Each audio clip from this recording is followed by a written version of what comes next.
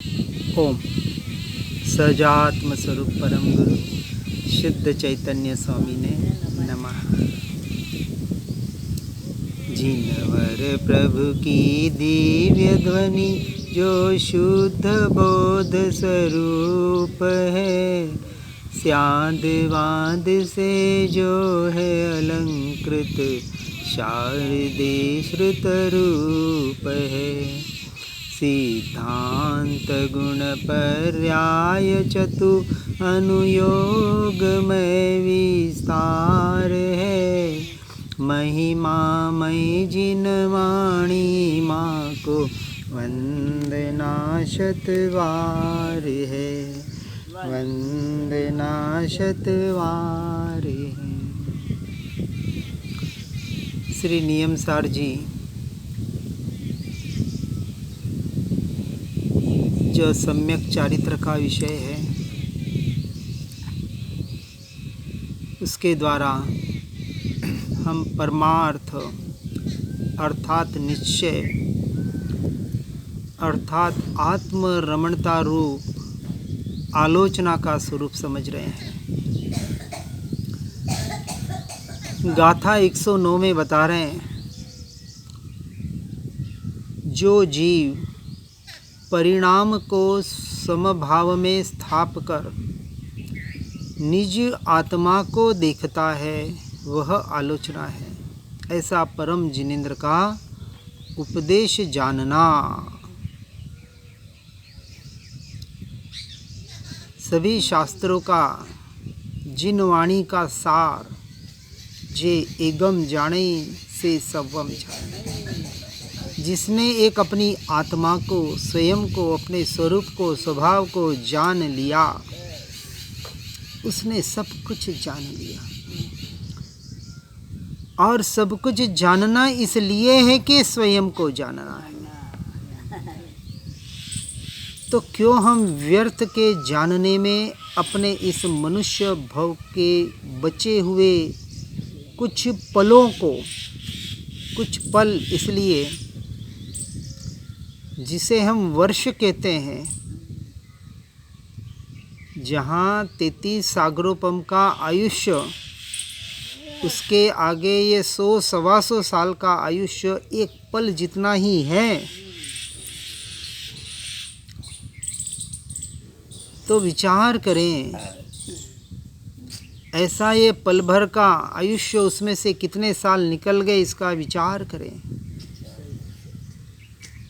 और कितने बचे पता नहीं, कोई भरोसा नहीं। यहाँ से उठकर आज की रात भी देख पाए या न देख पाए, कल की सुबह देख पाए न देख पाए। अरे एक क्षण का भरोसा नहीं। कहते तो सब है, लेकिन जागते कोई विरले हैं।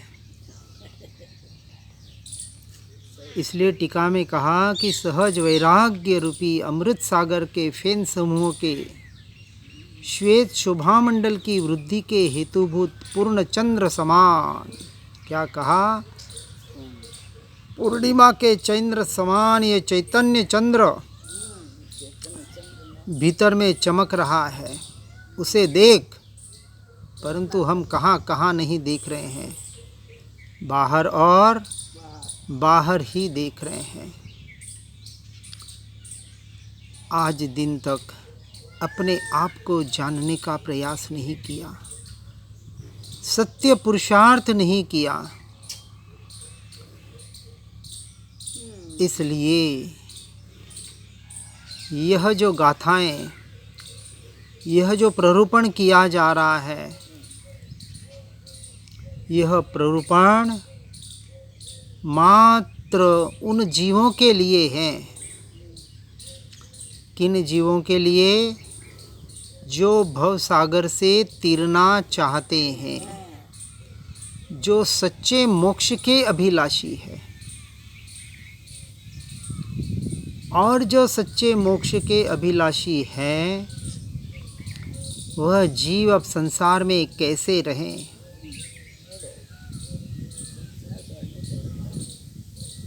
संसारियों के संग कैसे रहें? जिन्हें परद्रव्य परभावों से छूटना है, और जिन्होंने निश्चय से यह स्वीकार कर लिया है कि परद्रव्य परभाव मेरा स्वरूप नहीं है, अभी ही छूटा हूँ, और यदि अभी ही छूटा है तो क्यों पकड़ रखा है? या तो कहने में ढोंग है, करने में ढोंग है, स्वीकार अधूरा किया, सिर्फ सुना पढ़ा, लेकिन अभी स्वयं का स्वीकार नहीं है। देव गुरु शास्त्र से सुना, गुरु से सुना, शास्त्र से पढ़ा, और कहा हाँ ये तो स्वीकार बाहर बाहर का स्वीकार है, ये तो ऐसा स्वीकार कितनी बार कर लिया, असंख्य बार कर लिया, अनंत बार तो नहीं कह सकते।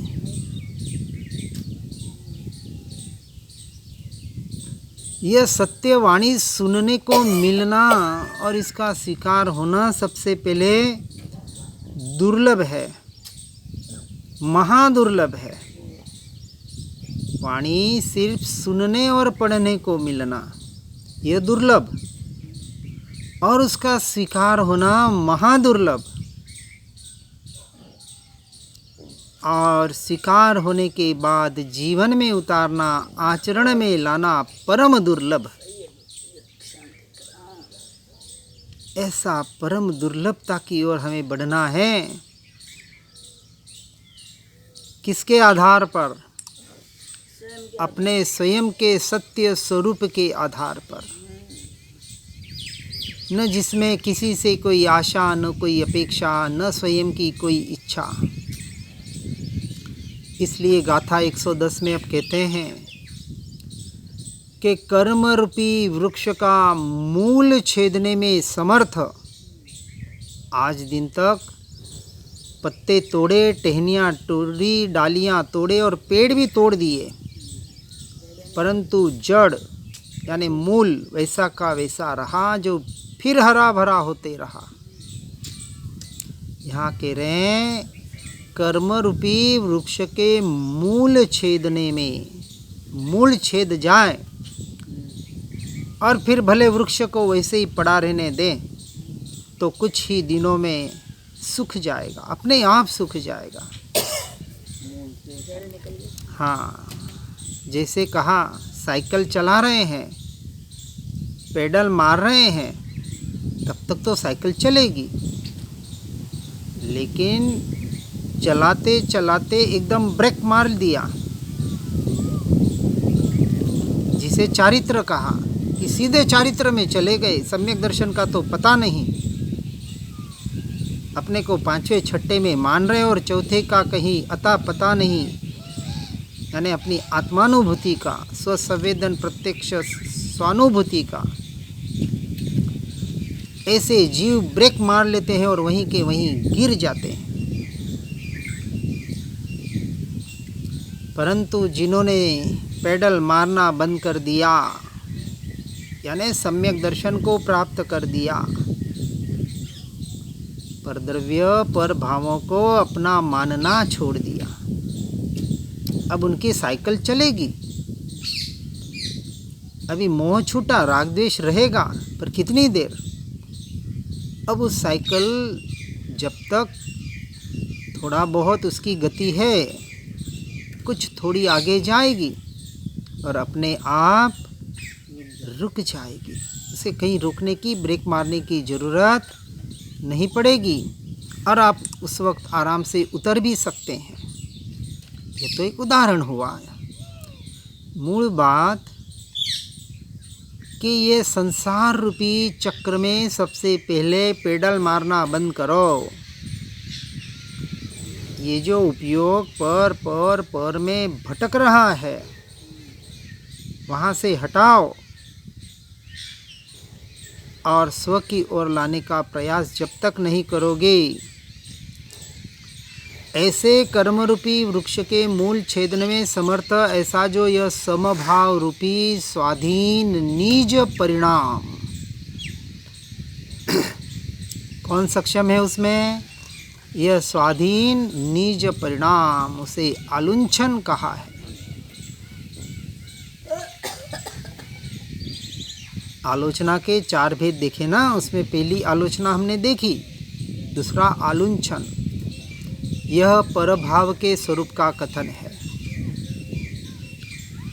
भव्य को पारिणामिक भावरूप स्वभाव होने के कारण परम स्वभाव है। भव्य अभव्य की परिभाषा कैसे करें? जिसे आत्मा की रुचि वह भव्य जीव। आज के तारीख में तो यही परिभाषा कर सकते हैं, क्योंकि उसने उस पारिणामिक स्वभाव का स्वीकार कर लिया, अपने स्वरूप का स्वभाव का स्वीकार कर लिया। बाकी का तो हमें पता करने जाना भी नहीं। हो सकता है कोई भव्य जीव को अभी आत्मा का स्वीकार न हो, आगे जाके हो भी जाए, इसलिए सभी को अभव्य नहीं कह सकते। परंतु यहाँ जिस भव्य जीव की बात बता रहे हैं वह पंचम भाव औदयिक आदि 4 विभाव स्वभावों को अगोचर है।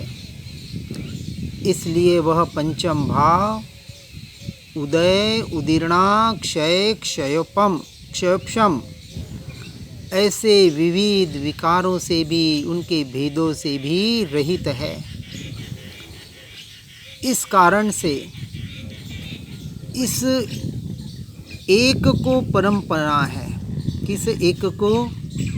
स्वयं को, परम पारिणामिक भाव को, और शेष 4 विभावों को अपरंपरा है। समस्त कर्म रूपी विष वृक्ष के मूल को उखाड़ देने में समर्थ ऐसा यह परम भाव त्रिकाल निरावरण नीच कारण परमात्मा के स्वरूप की श्रद्धा से प्रतिपक्ष तीव्र मिथ्यात्व कर्म के उदय के कारण कुदृष्टि को सदा निश्चय से विद्यमान होने पर भी अविद्यमान है। किसे? कुदृष्टि वाले को। क्योंकि मिथ्या दृष्टि को उस परम भाव के विद्यमान पने की श्रद्धा नहीं है। स्वयं के अस्तित्व का, मैं स्वयं भगवान हूँ, मैं आत्मा ही परमात्मा हूँ, ऐसे परम भाव का उसे स्वीकार नहीं है। इसलिए जिसका श्रद्धान कमजोर है और जो पर द्रव्य पर भावों में उलझा हुआ है, ऐसा मिथ्या दृष्टि नित्य निगोद के जीवों को शुद्ध निश्चय न से वह परम भाव अभव्यत्व पारिणामिक ऐसे नाम सहित नहीं है, परंतु शुद्ध रूप से ही है।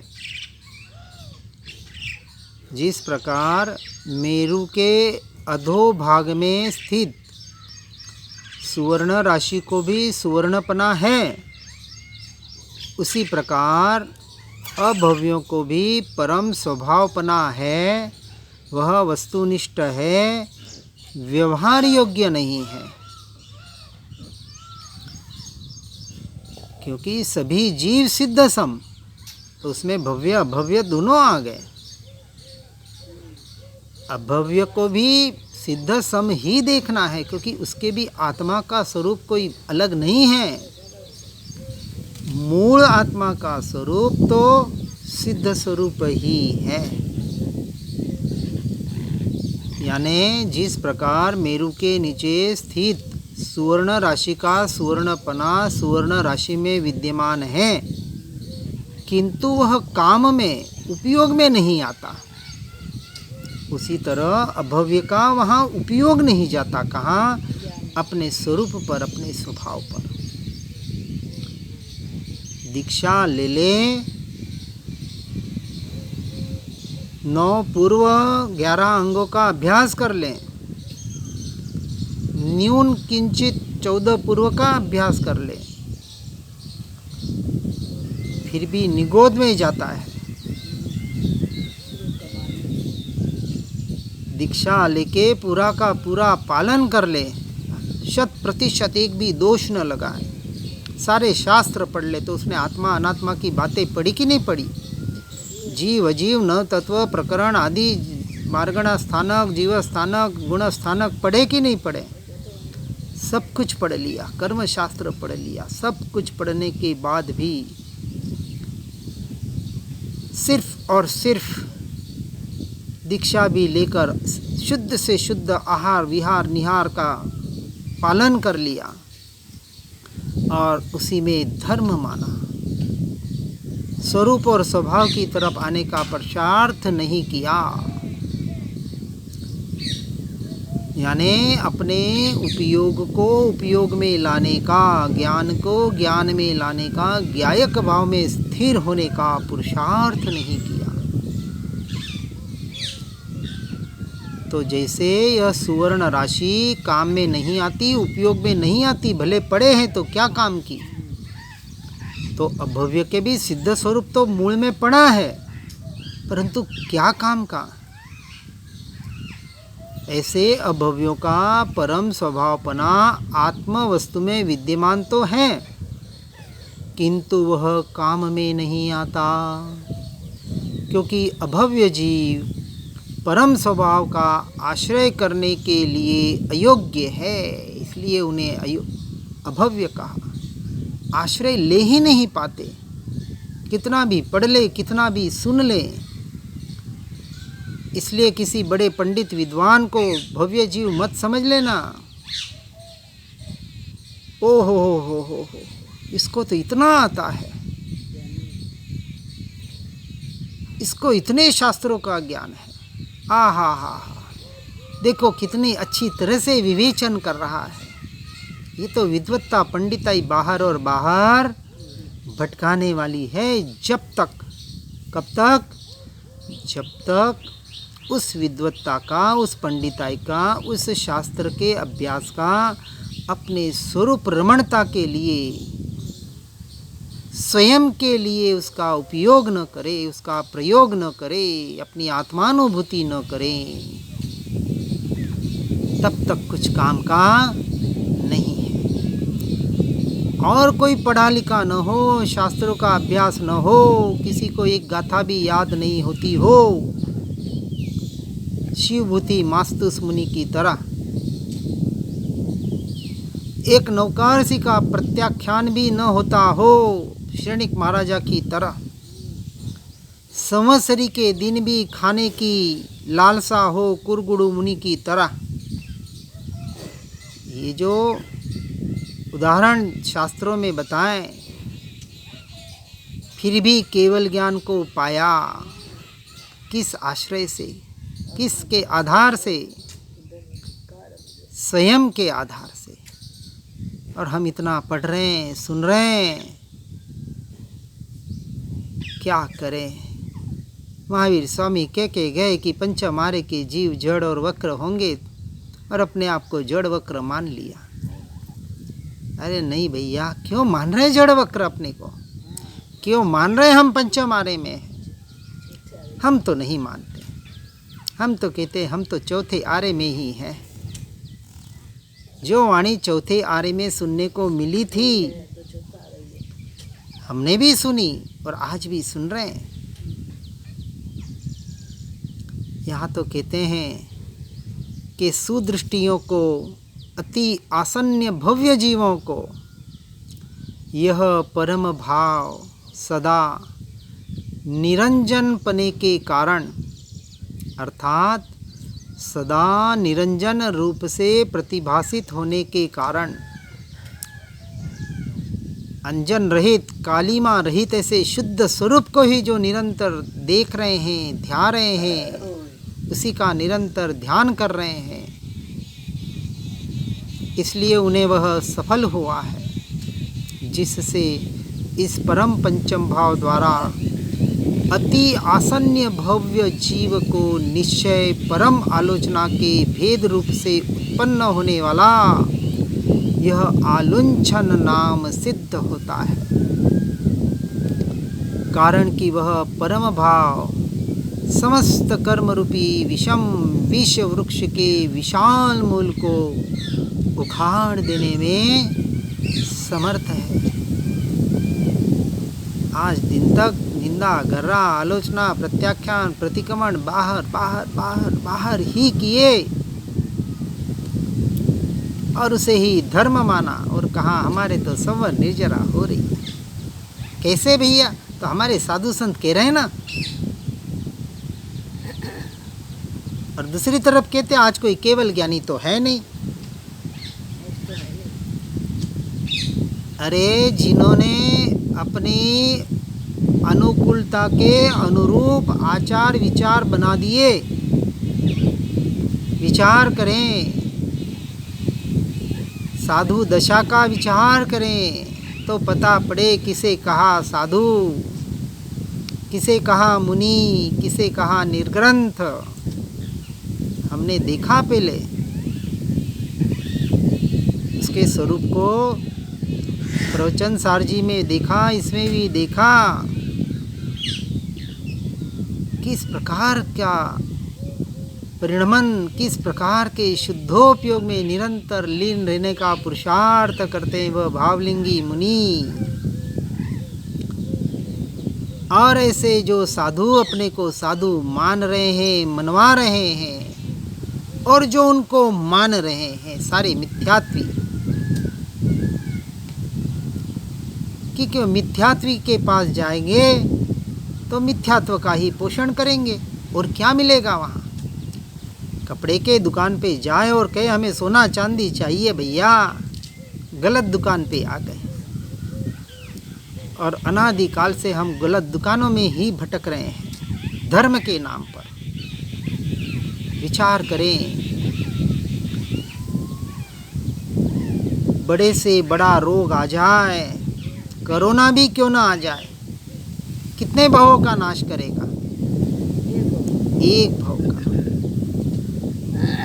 लेकिन कुगुरु, अगुरु, मिथ्यात्वी गुरु, मात्र परंपरा से जिन्हें हमें कुल गुरु मान लेते हैं और जिन्हें परमार्थ का कोई पता अता नहीं, वो आपको कहाँ ले जाएंगे?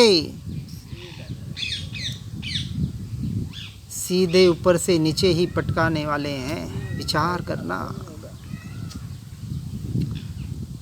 ऐसी बातें सुनकर भी जीव कहाँ जागता है।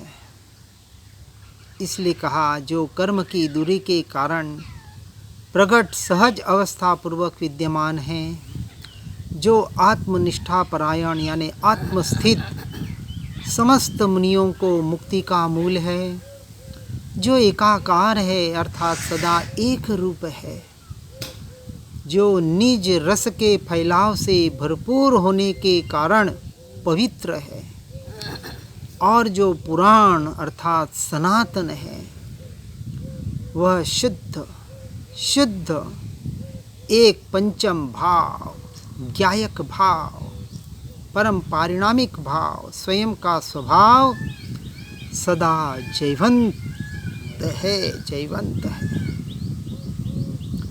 और अनादि संसार से समस्त जनता को, जन समूह को तीव्र मोह के उदय के कारण ज्ञान ज्योति सदा मत्त है, काम के वश है, और निज आत्म कार्य में जो मूढ़ है,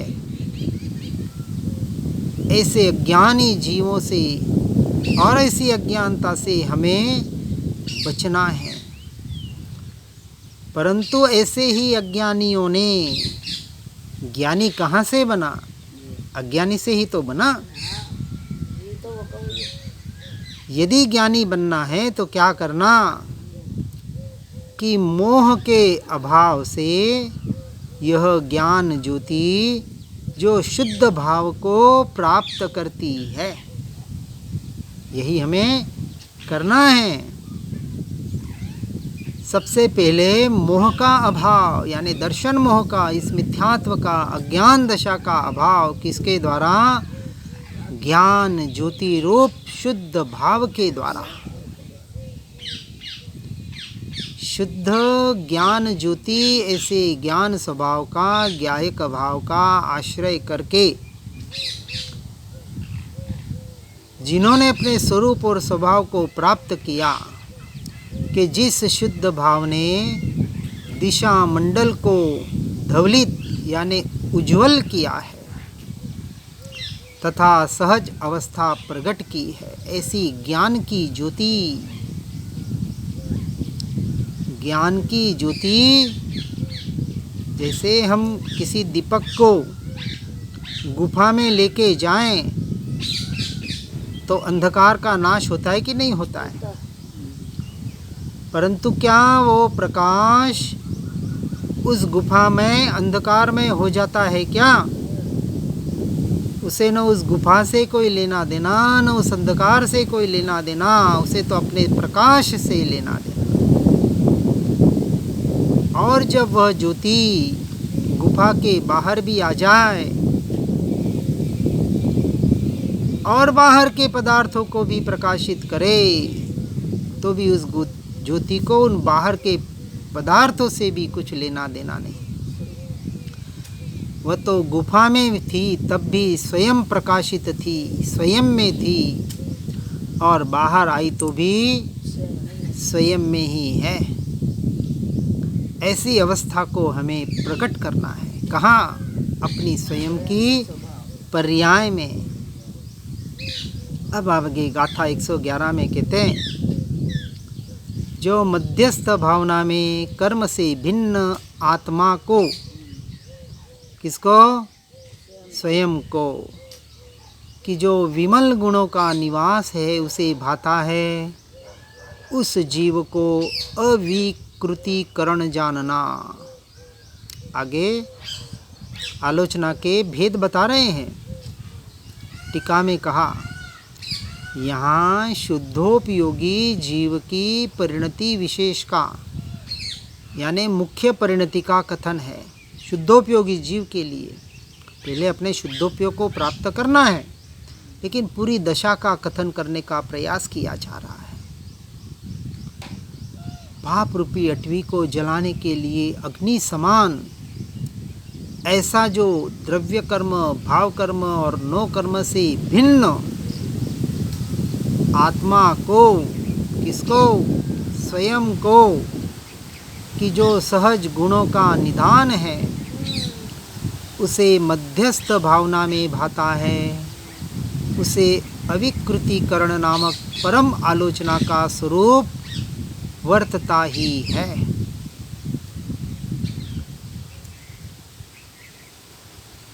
इसके श्लोकार्थ में आगे मुनिराज उसका थोड़ा विश्लेषण करते हुए, महिमा करते हुए कह रहे हैं कि आत्मा निरंतर द्रव्य कर्म और नो कर्म के समूह से भिन्न है, अंतरंग में शुद्ध शुद्ध और शुद्ध ही है, और दम शम गुण रूपी कमलों का राजहंस है। अर्थात जिस प्रकार राजहंस कमलों में केली करता है, उसी प्रकार यह आत्मा निरंतर अपने शांत भाव और जितेंद्रियता रूपी गुणों में ही रमण करता है, चाहे माने या न माने। सदा आनंद आदि अनुपम गुण वाला और चैतन्य चमत्कार की मूर्ति, ऐसा वह आत्मा, ऐसा मैं, मोह के अभाव के कारण, यानी दर्शन मोह चला गया, अब आगे चारित्र मोह का नाश करने का आत्मरमणता के द्वारा जो प्रयासरत है, ऐसे मोह के अभाव के कारण समस्त पर को, यानी समस्त पर द्रव्य पर भावों को ग्रहण ही नहीं करता, क्योंकि उसने उसे अपना मानना छोड़ दिया है। जो अक्षय अंतरंग गुणमणियों का समूह है और जिसने सदा विशद यानी अत्यंत निर्मल शुद्ध भाव रूपी अमृत के समुद्र में पाप कलंक को धो डाला है, तथा जिसने इंद्रिय समूह के कोलाहल को नष्ट कर दिया है, वह शुद्ध आत्मा ज्ञान ज्योति द्वारा, कौन से ज्योति द्वारा? ज्ञान ज्योति द्वारा मिथ्यात्व रूपी और चारित्र मोहनीय का भी रूपी अंधकार का नाश करके अत्यंत प्रकाशमान होता है। पहले दर्शन मोह के अंधकार का नाश करता है और फिर चारित्र मोह रूपी अंधकार का भी नाश करता है, ऐसा व्यवहार से कहा जाता है। वास्तविक कर्ता धर्ता कुछ भी नहीं है। क्या करें? करना तो एक ही है। यदि करना है तो अपने स्वभाव में, अपने स्वरूप में रहना है, इतना ही करना है पुरुषार्थ के नाम पर। स्वभाव में तो है ही, ये तो निश्चय का कथन, लेकिन भ्रांति में मत रहना कि मैं स्वभाव में हूँ, ऐसा कहते ही आप स्वभाव में आ गए। हाँ, बार बार बाहर जाना हो रहा है, अशुभ में भी जाना हो रहा है और शुभ में भी जाना हो रहा है। किसका? चौथे पांचवे गुणस्थानवर्ती जीवों का और छठों का, छठे गुणस्थान वालों का शुभ और शुद्ध में छठे सातवें गुणस्थानक में झोला खा रहे हैं से भावलिंगी मुनि, जिन्होंने पर द्रव्य पर भावों को अपना मानना संपूर्णतः छोड़ दिया है। अंश मात्र भी जिनका स्वीकार भाव नहीं है, इसलिए संसार के घोर सहज यानी साथ में उत्पन्न ऐसे स्वाभाविक रौद्र दुखादिक से प्रतिदिन परितप्त होने वाले इस लोक में यह मुनिवर समता के प्रमाद से क्षमामृत में जो हिम यानी बर्फ की राशि, हिम राशि उसे प्राप्त करते हैं। मुक्त जीव विभाव समूहों को कदापि प्राप्त नहीं होता, क्योंकि उसने उसके हेतुभूत सुकृत और दुष्कृत का नाश किया है। जो मुक्त हो गए और जो अपने आप को मुक्ति की ओर प्रयाण करा रहे हैं, उनके लिए बात हो रही है। इसलिए अब मैं भी सुकृत और दुष्कृत रूपी कर्म जाल को छोड़कर एक मुमुक्षु मार्ग पर जाता हूँ, अर्थात मुमुक्षु जिस मार्ग पर चले हैं उसी एक मार्ग पर चलता हूँ। चलने का यहाँ प्रत्याख्यान कर रहे हैं। क्या कह रहे हैं?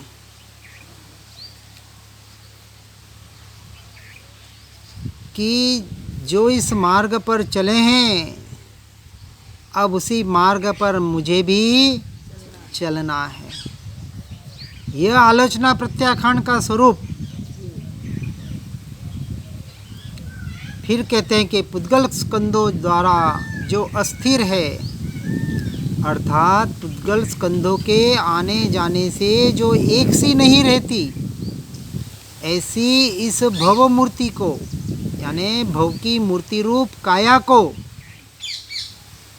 छोड़कर यानी ताव कायम ठाणनम मणनम झाणनम अपाणम ओसिरा, आत्मा को नहीं ओसिराना है, भूल के भी मत ओसिरा देना। कहीं के नहीं रहोगे, न घर के न घाट के। काया को ओसिराना है और आत्मा अप्पा अणम, आत्मा की आज्ञा में लीन होना है। ये कायोत्सर्ग। ऐसे काया का त्याग करके इस भव की मूर्ति रूप काया को छोड़कर, वहाँ से उपयोग को हटाकर मैं सदा शुद्ध ऐसा जो ज्ञान शरीरी आत्मा, ऐसा मैं शरीर में हूँ, झूठी बात है। मैं शरीराकार हूँ, झूठी बात है। व्यवहार की अपेक्षा से भले सत्य हो, परंतु परमार्थ निश्चय की अपेक्षा से असत्य है।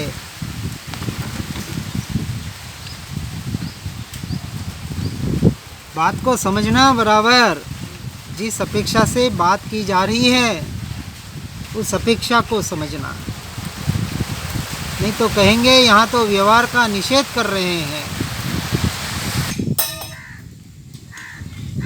ज्ञान शरीरी, शरीराकार होते हुए भी ज्ञानाकार, शरीर में रहते हुए भी शरीर में नहीं अपने में रहने वाला, ऐसे ज्ञान शरीर का आत्मा का मैं आश्रय करता हूँ। ये प्रत्याख्यान और पर से हटता हूँ। आज दिन तक पर को अपना मान रहा था, इसकी मैं आलोचना करता हूँ, निंदा गर्रा करता हूँ। शुभ और अशुभ से रहित शुद्ध चैतन्य की भावना मेरे अनादि संसार रोग की उत्तम औषधि है। अनादि काल से ये जो संसार भव भ्रमण रूपी रोग लगा हुआ था, रोग नहीं दीमक लगी हुई थी, उसकी उत्तमोत्तम सर्वोत्तम औषधि शुद्ध चैतन्य की भावना, अपने स्वरूप और स्वभाव की भावना। इससे उत्तम औषधि हमारे पास तो नहीं है, और कहीं मिले तो भले ले लेना। 5 प्रकार के द्रव्य, क्षेत्र, काल, भव और भाव, पंच परावर्तन रूप संसार का मूल, ये पंच परावर्तन रूपी संसार में परिभ्रमण हो रहा है, उसका मूल विविध भेदों वाला शुभाशुभ कर्म है। ऐसा स्पष्ट जानकर जो जन्म मरण रहित है और 5 प्रकार की मुक्ति को देने वाला है, ऐसे शुद्धात्मा को मैं नमन करता हूँ और प्रतिदिन भाता हूँ। किसको नमस्कार किया? परमात्मा को। कौन सा परमात्मा? बाहर वाला नहीं, भीतर वाला परम आत्मा जो शुद्ध शुद्ध और शुद्ध ही है। बाहर के परमात्मा को भाने से, पूजन पाठ करने से, गुणगान करने से पुण्य का बंध होगा, स्वर्गलोक मिलेगा, परंतु मोक्ष लोक नहीं मिलेगा। परंतु चैतन्य लोक में रहने से, स्वयं के स्वरूप में आने से पर्याय में मोक्ष की प्राप्ति हो सकती है। इस प्रकार आदि अंत रहित ऐसी यह आत्मज्योति सुललित यानी सुमधुर वाणी का अथवा सत्य वाणी का भी विषय नहीं है। क्या कहा? सत्याग्रह सत्य वाणी का भी यह विषय नहीं है, तथापि गुरु के वचनों द्वारा उसे प्राप्त करके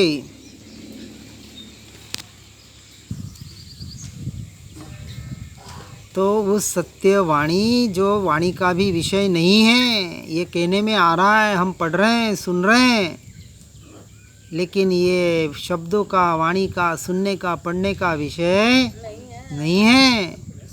हाँ, प्रारंभिक अवस्था में पढ़ना सुनना पड़ेगा, सत्य का निर्णय करने के लिए समझ लेनी पड़ेगी, लेकिन उसको प्रयोगों के द्वारा अपने जीवन में जब तक नहीं उतारें, तब तक ये गुरु के वचन, परमात्मा के वचन, शास्त्रों के वचन हमारे काम के नहीं होंगे। और जो जीवन में उतार ले, उसे प्राप्त करके जो शुद्ध दृष्टि वाला होता है, वह परम श्री रूपी कामिनी का वल्लभ होता है, अर्थात मुक्ति सुंदरी का पति होता है, अर्थात मोक्ष का अधिकारी बनता है।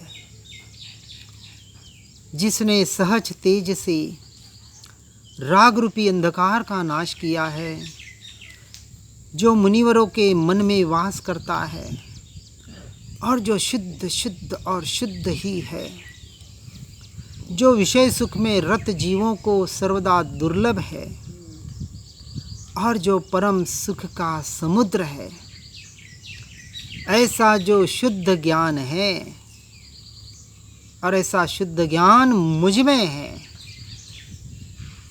और जिसने निद्रा का नाश किया है, ऐसा यह शुद्ध आत्मा, ऐसा यह शुद्ध भाव, ऐसा यह शुद्धोपयोग सदा जयवंत वर्तो, जयवंत वर्तो। हर जीव इस बात को सुनकर समझकर अपने जीवन में ज़्यादा से ज़्यादा और जल्द से जल्द संसार से संपूर्ण निवृत्ति लेकर एकमात्र आत्मरमणता में प्रवृत्ति करने का पुरुषार्थ करे, तो भवों भवों का काम इस एक भव में कर सकता है। ऐसी यह मनुष्य पर्याय हमें प्राप्त हुई है, ऐसी यह जीनवाणी हमें प्राप्त हुई है। इससे बड़ा अपूर्व अवसर और कौन सा हो सकता है? क्यारे आवशे नहीं आवी गयो, अपूर्व अवसर आ गया है, अभी चल रहा है। अब सदुपयोग, उसका उपयोग करना नहीं करना, ये किसके हाथ में है? मेरे हाथ में, स्वयं के हाथ में है। बस अपने में आए, अपने में लीन बने, इसी भावना के साथ ओम नमः सिद्धम। जिन वाणी के ज्ञान से हो सम्यक श्रद्धान, हो चारित्र महान उर पाऊं पद निरमान। आत्म ही है देव निरंजन, आत्म ही सद्गुरु भाई। आत्मशास्त्र है धर्म, आत्म ही तीर्थ, आत्म ही सुखदाई। आत्म मन नहीं है रत्नत्रय, पूरित अवगाहन सुखधाम।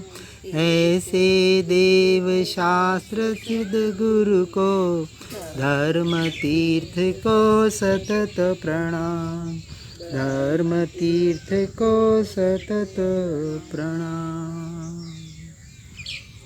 ओम।